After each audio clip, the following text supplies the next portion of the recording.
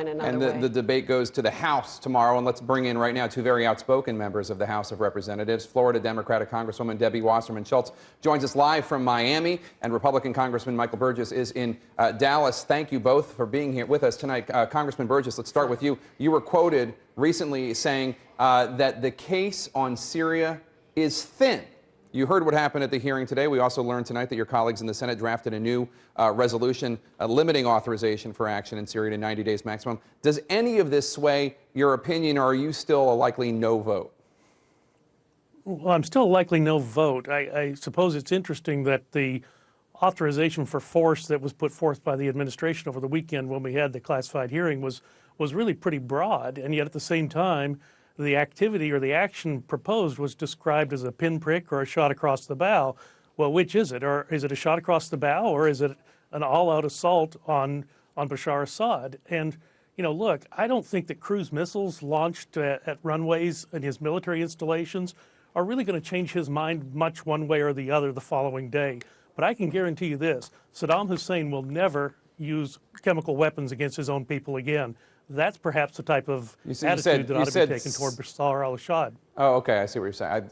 I misunderstood when you mentioned Saddam Hussein. Congresswoman, I want to bring you in here. You mentioned on CNA that there are, quote, dozens of countries ready to stand with the U.S. on military action. Right now, we only really know of a handful. Can you tell us, or in any sense, guide us towards which countries you're talking about in terms of dozens? And why is there so much secrecy surrounding potential allies?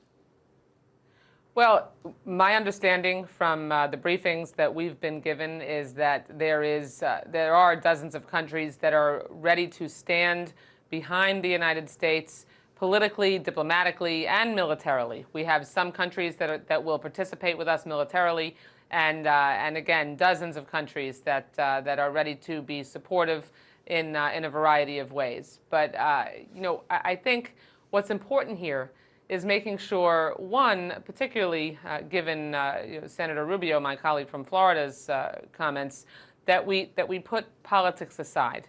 You know, straddling the precarious fence of trying to criticize President Obama while at the same time also acknowledge that we have national security interests in the region is not the appropriate approach to be taking. What we need to do here is ask ourselves some questions as members of Congress. We have an opportunity to debate this authorization. Are national security interests in question? Yes. No question that our ally Israel, Jordan, Turkey, they would be in jeopardy potentially if there is not a certain and severe response from the United States let me get against Assad's use of chemical weapons. And let me get Congressman Burgess to weigh in. Do you agree with that? Are U.S. national security interests at stake in the region? Well, if they are, then a limited launch of cruise missiles that you announce well in advance is not going to achieve the desired effect. And I'd too be interested in knowing the countries that are going to be standing with us, because that has been problematic. It's like we've got a coalition of the invisible here. Congresswoman, well, Dr. Burgess, you were at the classified briefing the other day, like I was, and it was pretty clear and laid out for us which countries were ready to stand with us militarily. I'm certainly not comfortable sharing that on national television, but you know, the bottom line here is that we do have national security interests in jeopardy, and we have interests in the region that must be protected. I certainly don't want Israel to be next, or Jordan or Turkey to be next, and have the stability of the region further degraded. And then there is the moral imperative that we have as the strongest nation on earth to respond when a dictator like Assad violates a nearly 100-year international norm against using chemical weapons as a legitimate weapon of war.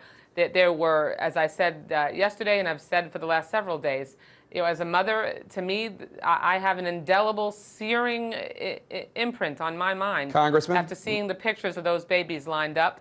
And we have a moral responsibility to respond, and it's essential that we use our deterrent ability to make sure this doesn't happen again. Congressman, do you think that the United States has a moral imperative here?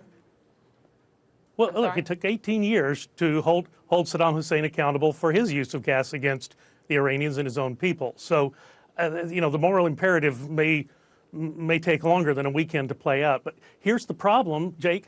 I don't see how you've made anything any different with the strike that's been proposed.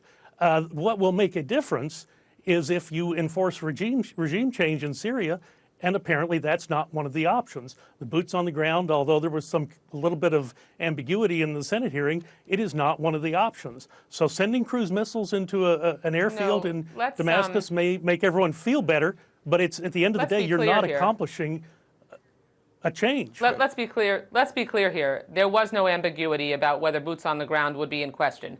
There will be no boots on the ground. Secretary Kerry made that very clear, and in fact went so far as to say that he would be supportive, that the administration is supportive of specifically including language in the resolution that prohibits the boots on the ground. So let's not try to lead people astray here or create ambiguity where it doesn't exist. All right, Congresswoman Wasserman. Trying to lead people astray, but the problem is, if you're not willing to have the follow-through, how are you going to affect a change in the leadership of Syria? You're not going to do it from the Mediterranean with cruise missiles. Some of the heated debate we expect to hear in the House of Representatives tomorrow. Congresswoman Wasserman Schultz, Congressman Burgess, thank you so much for joining.